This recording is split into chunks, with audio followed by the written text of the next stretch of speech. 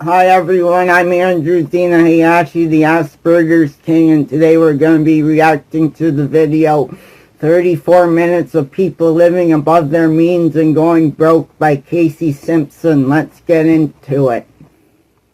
There is an epidemic of people making the worst financial decisions and destroying their lives. Not only is the current generation literally illiterate, but they're also financially illiterate, and they are literally paying for it. I'm about to make myself cry. Today I'm going to calculate how much money I've spent on DoorDash in 2024. Oh my goodness. If I have to guess, I don't say spend any money on DoorDash. Girl, you weren't even close. Oh my Let's just God. say that I ordered DoorDash like multiple times a week.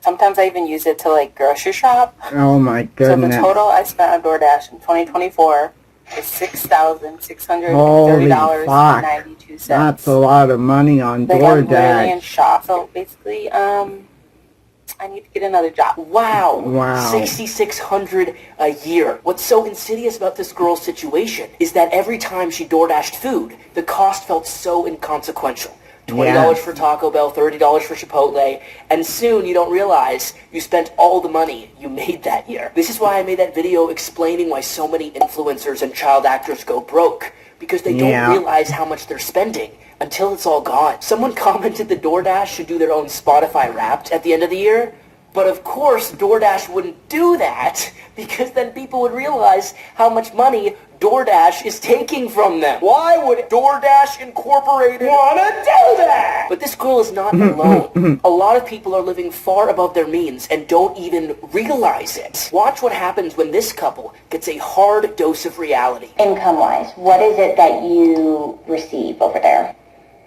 9 or 90? $9 an hour. Wow. Okay. What about slave labor? What about your wife? Does she $11 an hour? Okay. Slave wage also. This can be a little bit of an issue. So the thing is, with those two incomes, it's going to be less than what the mortgage is every month. So we're going to have to look at a lower price point. Yeah. Yet they're not going to let me give you a loan for a mortgage where you don't make as much to cover the mortgage payment every month, let alone the 3 cars you two have. 3 cars? Oh my goodness. Yeah. I know, it doesn't make sense. I'm sorry, I just can't, they won't let me. You know it's bad when the same banks that were irresponsible enough to cause the 2008 housing crash nonetheless says you are too irresponsible for a loan. But that couple literally has 3 cars. So with their income, they're just ensuring they'll never be able to retire. They'll never be able to create any kind of savings or safety net for themselves. Yeah. And of course, this isn't to attack these people for how much money they make. It's to say they shouldn't get a house that they can't afford. It reminds me of when Louis C.K. tried to buy a house. Your monthly payments are going to be $80,000 a month. Holy. Plus the $3.4 million. Oh my goodness. Down right now, okay? Okay. So now let's compare that to your current assets. All right. Currently, in savings, you have $7,000. 7,000. Yeah.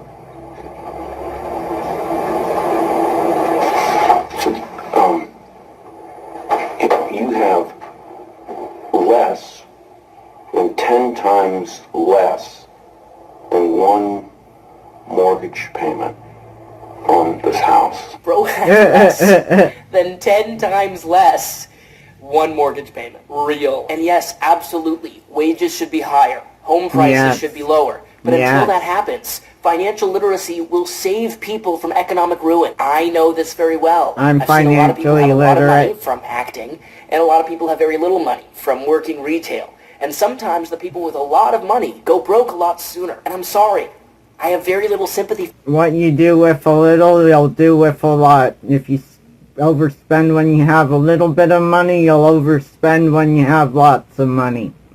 For you, if you're literally making over $200,000 a year, and end up broke. About a year ago, I was in pretty heavy water. I think I was Where are about you 50 now? grand. Oh 40 my. 50 grand in debt. How I got there was Oh my goodness. I partied too much and I got lazy and less focused and didn't upload as much. I made about $250,000 in 2018 and about $200,000 in 2019. I traveled a lot. I went to Russia, Japan, all the while paying $3,600 a month for this rent in LA, which that was a big mistake there. That was just a dumb flex.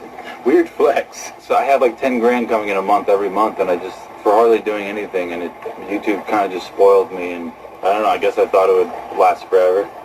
But it started to go down and down and down. Another big thing is taxes. I always like forget to save money for the taxes, and then it's like, boom, you owe 40 grand. It's like, oh. And so then I'll put it on a credit card or something. People dream of making $250,000, especially from a career like YouTube.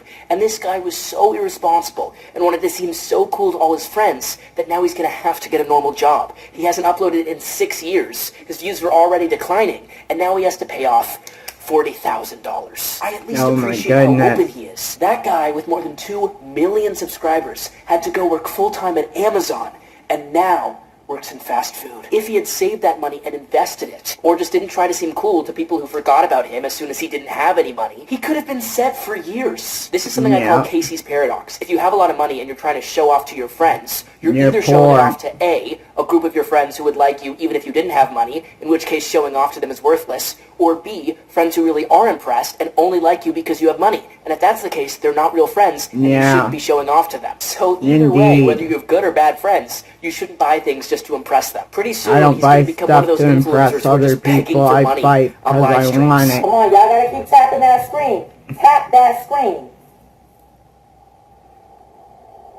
I love you, Queen. Love don't pay the bills, baby. Send me an ice cream and get off the live. Oh my Come on, goodness. y'all gotta Look smash at this that land like whale button. Smash begging that for money like on button. TikTok. Lame. Thank you, Loser. Chrissy. See, Chrissy's the only one that's sending gifts. What's wrong with y'all? 600 people on this live and only one person is sending gifts.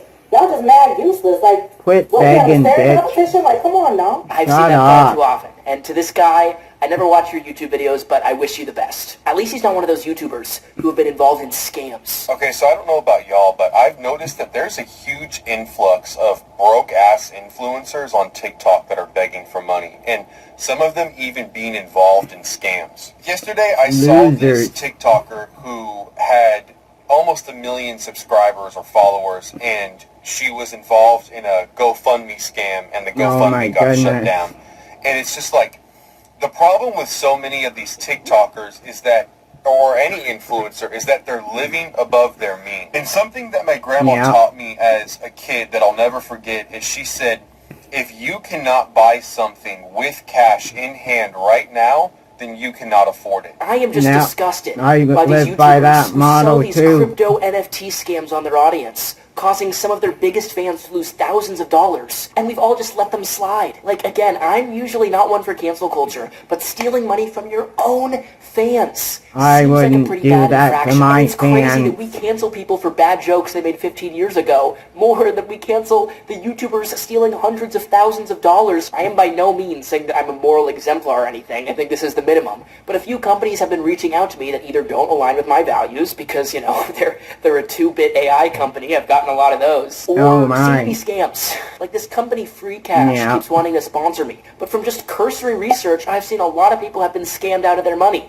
So no, I'm not going to be promoting Free Cash. Even the name sounds like a scam. Hey, here's $20 so I can join Free Cash. Well, then it's not Free Cash anymore, is it? For the YouTubers who promote scams, if you want to make a lot of money, there's better career options than being a YouTuber. Why are you doing this? But this guy made the same mistake as that YouTuber who went $40,000 in debt. What is one bad financial decision that you regret making in life?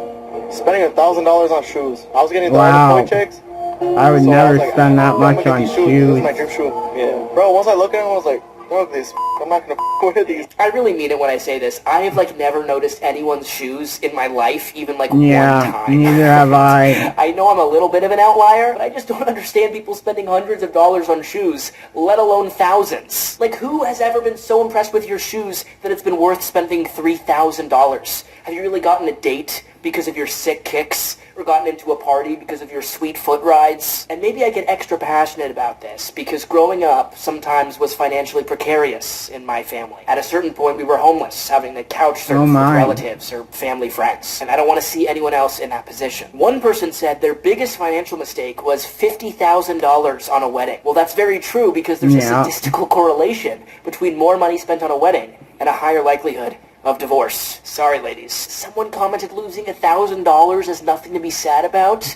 Well, maybe for you, rich Uncle Moonsy, but I'd for be like pissed most about people, losing $1,000 is a lot of money. $1,000. This I could guy buy a lost lot more with than $1,000 in sports $1,000. gambling, which is becoming more and more No, I common. Here are hate the two worst financial gambling. mistakes I ever made. Number one, sports gambling. Don't do it. Gambling is an addiction just like any drug, just like anything else. But instead of hurting your body or your brain, it's going to kill your bank account. It is a sickness. It will get into your brain and it will destroy your financial life way faster than you realize. Like my story with gambling was when I first started gambling on sports, I went up $7,000 within the first 4 months, right? The needle was in me, okay? I was like, oh, I could probably never work again. I could just do this full time, blah, blah, blah. No. Going insane, okay? Probably within a month or two of gaining that $7,000, I had lost all of it, and then also down an additional $1,000. And then ever since that point, all I did was lose. I would win a little bit, and then I would lose twice that amount. Until eventually I lost $12,000. That's what these companies Oh do. my goodness. They statistically make sure you're likely to win a lot of money when you first join. And then once you're hooked, they fleece you harder than Jason fleeced his Argonauts. This business wouldn't exist if you were going to win. That's a good point. Think about it. If people did well in sports betting, then the sports betting companies literally could not exist. Yeah. People have to lose at least like 55% of the time for these companies to be able to exist at all. The second thing is another form of gambling, the stock market. And I'm not telling people not to invest in the stock market. You should calculated absolutely, if risk. you're able to, put money into the stock market. But don't fool yourself into thinking that you're going to become a day trader. That is a mistake that I made, like a lot of people in 2020. Most people don't have the kind of brain needed to make good investments on the stock market. I know nothing. There are people that dedicate their entire lives to studying financials, studying stocks, that are still wrong all the time. All of my money, the entire time, should have been going into long-term index funds. Yeah. What I did was I took a bunch of money, I put it into certain stocks. Some of them did all right, so I was like, oh, I know what I'm doing, blah, blah, blah. And then I put a bunch of money into other stocks, and a bunch of them tanked. This guy is completely wrong. I know everyone thinks he's right, but he's not. He has a kernel of truth, which is if you don't understand stocks or investing, absolutely you should not be day trading. Correct. And even if you do, you probably shouldn't be day trading, because day trading, never works out. But there's something between day trading and index funds, which is buying individual stocks that you hold for the long term. What Charlie Munger, Ben Graham, Phil Town, Warren Buffett do. But if you don't understand investing, then of course, then you should diversify. Warren Buffett said diversification is protection against your own ignorance. And if you think you're in bad debt, just take a listen to this girl. I'm 22 years old, and I am in $91,300 Holy worth of fuck. debt, and I am filing Chapter 7 bankruptcy today. Bankruptcy at 22? I've had such a bad burden the last couple years. So after meeting with an attorney and doing lots of research, I realized that filing bankruptcy really isn't as bad as it's made out to be, and it was truly going to be my best bet. Oh, it's bad, sister. It is bad. I'm never Y'all filing bold as for hell. bankruptcy That number because I'll never alone put myself made me in that it's not even my position. credit. I'm chilling. I'm pretty much chilling right now. But I just got dizzy hearing that number. Like, no way you sleep well at night. There's no way you don't have fucking hot flashes. There's no way you're not sweating, waking up in pits of sweat. Like, there's no way that you're just moseying on in life with this looming over you, bro. I can't even think of having... I can barely stomach having $300 on a goddamn credit card. She said she bought a car, motorcycle, like, no way y'all just swiping this shit at whatever you need to see. Someone said, how do you even acquire that much debt at 22? Well, one answer would be student loans. Yeah. Student loans are an absolute criminal enterprise. Yes, Hello, I'm they 18. are. I would like to rent a car. Sorry, you're too young. Hello, I'm 18. I'd like to take on $200,000 of debt for my history of Egyptian water skiing major. Well, step right up, buddy. The history of Egyptian water skiing is an underrated major. Better than the philosophy of feminist pornography. See, the last video, that was a reference to how I wanted to go to Brown University, and I asked what courses they offered, and they said the philosophy of feminist pornography. Well, update, I found the course. They're still teaching it. Oh so my if you went to goodness. Brown, I hope you enjoyed, I guess. So should we blame the student loan industry? Yes. And should we be mad that we're not building enough houses to bring down housing prices? Yes. But also, if you're making $200,000 a month, you should have some money left over. Is that crazy to say? Am I crazy to say that? Apparently. Here's how I spent my $200,000 paycheck from last month. Oh, I've seen this video before. Bitcoin. I spent $14,000 on my rent for my condo and my parents' mortgage, and that was $3,000. I have 3 cars, so I paid 3 car notes. Oh my goodness. $4,500 a month. My Escalade V is $3,000 a month, and my G-Wagon is another $3,000 a month. Obviously, I got to insure the cars. My insurance is $1,800 a month. My credit card bill this month was $8,400. I didn't really buy too much. And then I took one of my friends to say Courtside. That was $4,500 for 2 tickets. Oh my and then I took another group of my friends to go to dinner at one of my favorite restaurants. Paid for everybody, and that was $2,800. Oh my goodness. At least I saved $50,000 for taxes. Now broke. And what do you know? That guy who's clearly financially terrible has a course to sell you. You can learn how to be a master sports bettor like him for $25 a month. But stop and think about that for a second. Bullshit. If this guy really has sports betting figured out, why would he give away all his secrets for $25? If people started making the same bets he did, well, then his bets would become a lot less valuable. Clearly, this guy is not a sports betting master, and he's rich because people are paying him to pretend he is. And this is a very lofty goal. Indeed. But some people are very financially responsible, and it will allow them to retire early one day, or live the life they really want to. Like this guy. I'm proud of where I'm from. I'm proud of where I've been. I'm proud of where I'm going. I'm proud of where I've been. Good for him. I'm proud of what I'm doing. That could be a lot of influencers and child actors right now, had they been more responsible, instead of the reality, which is a lot of them going broke and begging for cash doing Bitcoin scams. Speaking of which, I am now announcing Casey Coin. I promise you it'll be $2 million for the next 20 minutes. Quick, buy now before it's all sold out. And also join Casey.ai, where I will answer all your life questions. Oh, it's so good. Sorry, I cracked myself up. Bro, I know someone who started his own NFT. I'm never going to let him live it down. But I will acknowledge that someone commented on that TikTok, their mom was incredibly frugal, and she died in her 60s without ever being able to enjoy all the money she saved up. And I understand where she's coming from, because to get personal, I was sort of the anti-child actor. I remember once when I was 14 and all my friends went to Knott's Berry Farm, I literally stood outside of the gate for 25 minutes because I didn't think that I should spend the $40 or whatever it cost to get in. I had seen enough financial struggle and strife that I was determined that wasn't going to be me. And I sort of went overboard. And I literally stood outside deliberating for 20 minutes before I finally paid the $40 and joined my friends who had gone in, like, they were, I had to find them. They were, like, deep in this haystack. But maybe I needed new friends. They were like, see ya, Casey. This was a photo from that night. I'm not calling them out. Bro, did someone just get shot? Holy sh... What the fuck? Jeez. Did you guys hear that? They told me living in Chicago would be dangerous, but holy shit. Oh my gosh, guys, if this is my last video, if Gen Alpha Defender's coming for me, I'm cooked. Are you hearing this? Okay, maybe it's fireworks. Maybe. Happy 4th of July in Chicago, you never know. If you were in my neighborhood and shooting people, comment below so I know. Anyway, as I was saying, this was a photo from that night. And if you're one of my friends in that photo, I'm not calling you out. It's okay, we were 14. So if you think your financial situation is bad, it's probably not as bad as a lot of people you know. You're at least responsible enough to be watching this video as a warning. Yes, I am. A lot of people aren't. Way more people are in credit card debt than you can even fathom. And I'm talking large amounts of debt.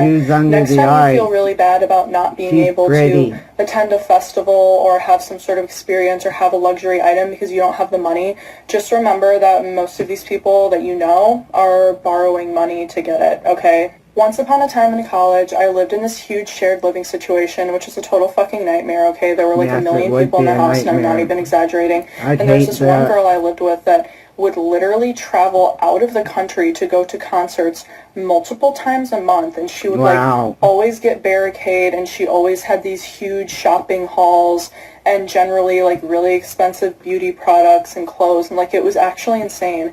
And I remember moving in and thinking like, how is she affording this shit? Like specifically all the international flights and concerts, and sometimes there wasn't even a concert. She would just be like, I'm gonna go to Europe for a few days. And I was like, okay.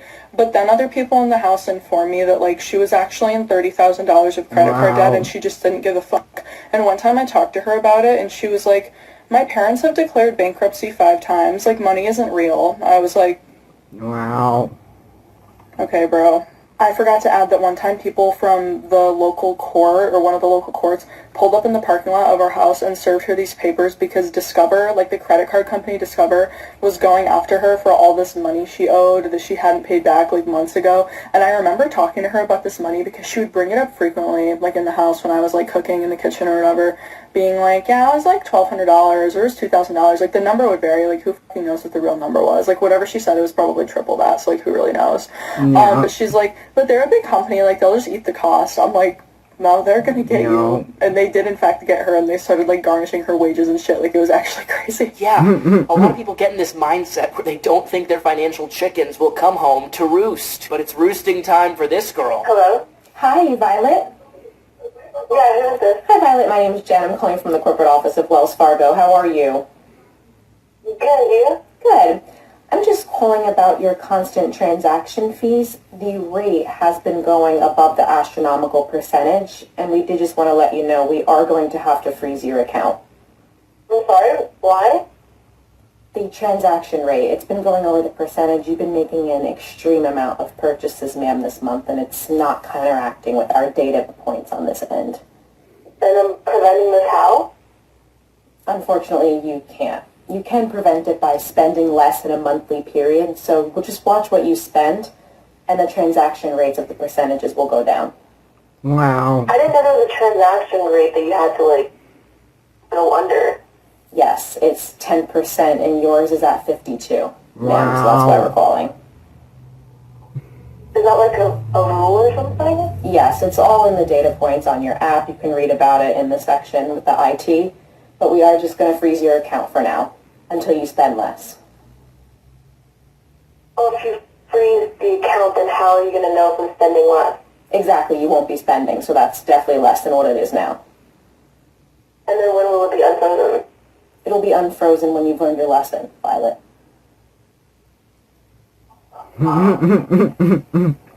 I love you.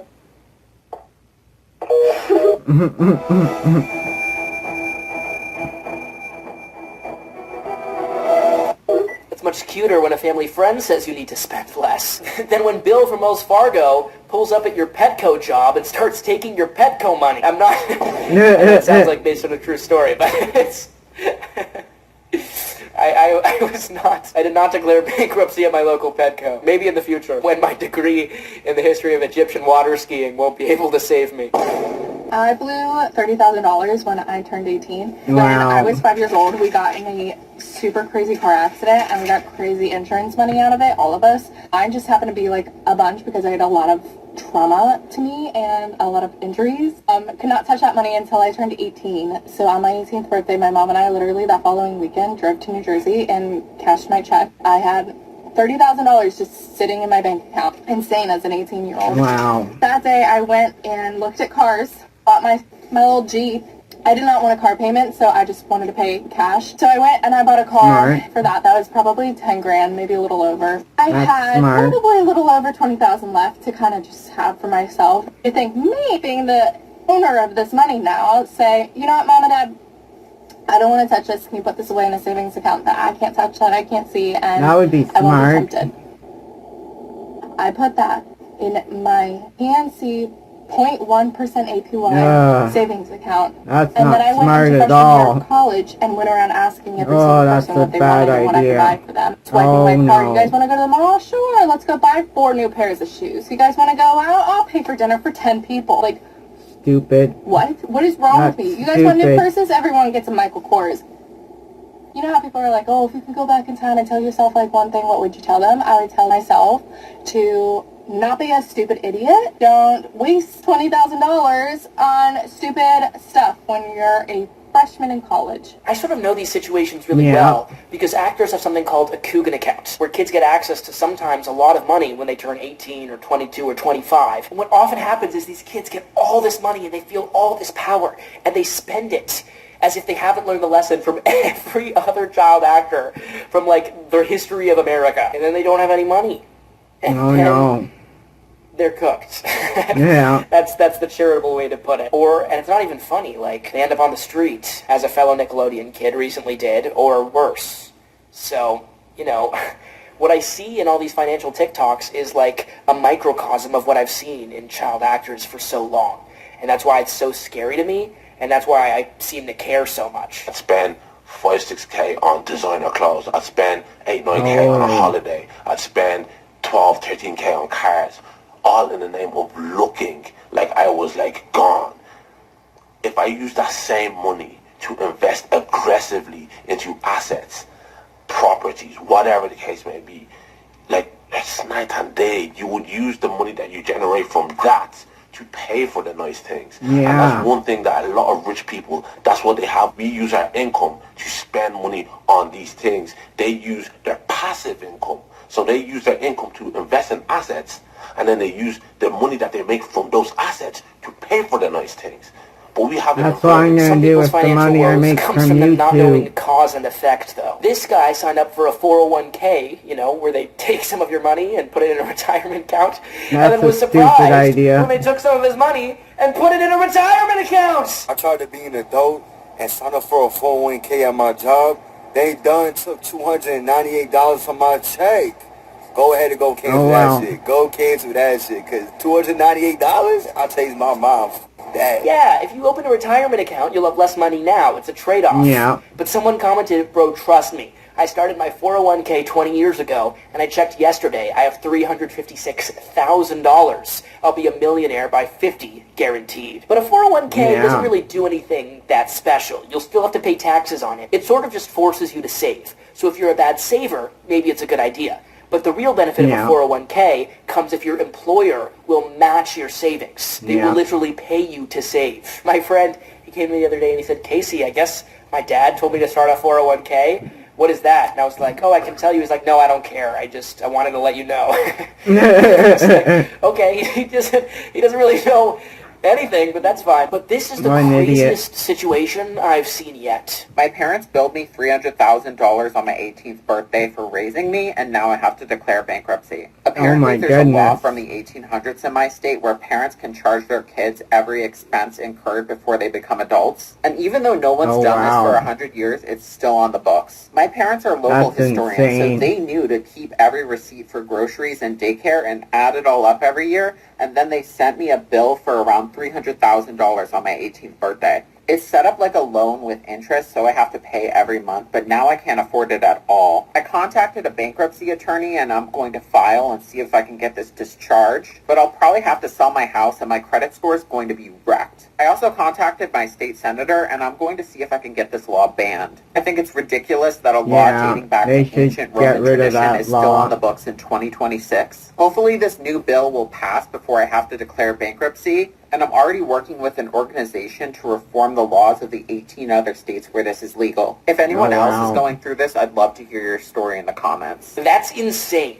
But I looked into it, and it's not true. But thousands of people are commenting thinking it's real. So I hope no one gets any ideas and tries to sue their own kids for $300,000. In my line of work, it's usually the other way around. I went to culinary school and had no idea in the time I was getting my degree that I was completely ruining my life. Not knowing better, I went to the best of the best school thinking I would get the best of the best outcome. A week before graduating, the school sat me down and said, congratulations, you're about to finish your degree. You're now in $137,000 of student loan debt. Whoa. My monthly payment before any government programs was about $1,400 a month. I realized in that moment I had completely ruined my life. What made my story go from bad to worse is that once I got into the industry with my degree, I was getting job offers for $12 to $14 an hour. Yeah. From that moment on, my life completely spiraled. My mental health was completely destroyed. I developed a drinking problem. It got so bad at one point I ended up in the hospital because I had no idea how to cope with the stress that I was under. The worst part of all of it was that I was 21 years old, drowning in debt, not making a lot of money with my degree, and I had to turn to adult work, if you know what I mean by adult work. My It goodness. is so unfair that I thought I was doing the right thing for myself by getting a college education, by getting a college degree, by doing what everyone told me I should do, by doing what society told me I should do, only to then ruin my life and having to turn to adult work to survive. Instead of blaming the teenager, you should really start blaming the colleges who are allowing these situations to happen. And parents, this is where I'm calling you out. It is your responsibility to protect your child from ending up in $80, $100, $150,000 of student loan debt. It is not up to high school guidance counselors. It is not up to the university to protect your child from ending up in a financial disaster like I did. This is true, especially now that everyone is told they need to go to college. It's costing a lot of people not only their finances, but their mental health. And that video's message is urgent. Someone literally commented they were watching it from culinary school. Someone else said, I went to nursing school and I didn't graduate. I owe $150,000 in student loans, and I've ruined my life. And then you still have people posting videos like this. I am so far past caring about saving money. I just don't care. Like, the world could blow up tomorrow, hopefully. And you want me to stress about a construct? Like, at some point in human history, some guy just made up money and credit cards, and you want me to stress about that? It's not even real. And then every time I'm like, maybe I should lock in, maybe I should stop spending money, something huge happens. Like, today I took my car in, need new tires, $2,000. Who cares? It's not even real money. I don't care. Put it on a credit card. And put the $250 perfume that I want on my credit card too. I don't care. The old me would have been like, oh my god, $2,000, what am I gonna do? Now I really, really, truly don't care. Our generation's kind of fucked anyway from the boomers. I'm not gonna buy a house. What the fuck am I saving for? Why would I forego my current happiness for the fake promise of, if you save your money, you can retire at 65. I'm not retiring. I'll probably die before that. You don't care now. What happens when your wages are garnished, or you have to work into your mid-70s? Assuming you don't die, which I guess you think you will. Also, if you're paying $2,000 for new tires, you have a pretty high-end car, and apparently you don't care what that's costing you either. Good luck, my friend. Good luck, Lord Sarquad. Update, she posted a new video that said how life feels when you stop saving for retirement and start spending thousands of dollars on perfume instead. Well, you might end up going bankrupt and having to work at your local Petco as a senior citizen, but at least you'll smell great. It's a waste of money. What's scariest to me is people don't even know where their money is going. They might be overspending, but they don't even know on what. Oh my good morning, but it's not a good morning because my husband just told me he's going to run all of our credit card statements over the last year through ChatGPT to figure out where the spending is coming from. It's been nice knowing you. Someone commented, as the primary bread loser of our home, this is my worst fear. I make over $100,000 a year. Oh, wow. My monthly expenses are $4,000. Where's my money actually going? If you don't even know where your money's going, why are you working? Because presumably you work a job to get money to spend on certain things. Yeah. But if you don't even know the end goal of what you're spending it on, then what are you even working for? I think what's really going on is people are just afraid to look at their bank statements. But the alternative I look at my bank statements all the time. Is you never noticing what you're spending and tens of thousands of dollars evaporating over the next few years. So what's more important to you? Avoiding looking at your bank statement or $20,000? Guys, I'm happy to share that I spent every single dollar I made this year. $0 in savings, credit cards maxed out. I'm nothing if not a perfectionist. So someone commented, we love a non-profit organization.